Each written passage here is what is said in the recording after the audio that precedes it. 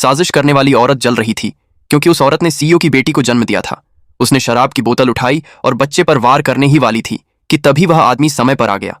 उसने उन्हें बचा लिया और फिर ठंडी नजर से पूछा, तुम क्या कर रही हो? उसकी आवाज ने पूरे कमरे को जड़ कर दिया। साजिश करने वाली के साथ आई औरतें डर के मारे जम गईं। तभी छोटी लड़की बोली, उन्होंने मेरी मां को सताया है, कृपया उसकी रक्षा कीजिए। आदमी की आंखें गहरी हो गईं। उसने उनमें से दो को बिना दया के थप्पड़ मारा।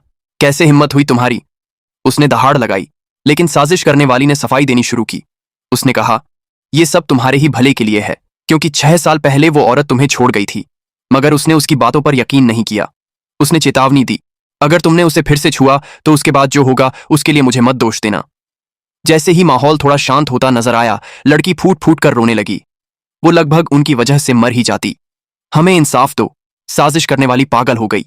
उसने बच्चे पर चिल्लाया, लेकिन उस आदमी ने उसे चुप करा दिया। गुस्से में वह लड़की को दिलासा देने मुड़ा, मगर उसने गलत समझ लिया। उसे लगा कि वह अब भी साजिश करने वाली की ही रक्षा करना चाहता है। उसे यह नहीं पता था कि उस औरत ने झूठी पहचान बनाई हुई थी।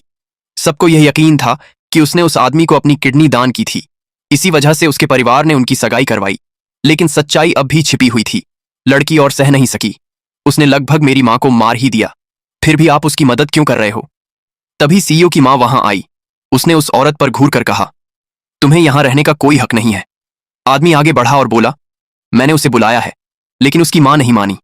उसने कहा, उसने तुम्हें छोड़ दिया था, जब वह चली जाएगी तो जा सकती है, मगर बच्ची यहीं रहेगी।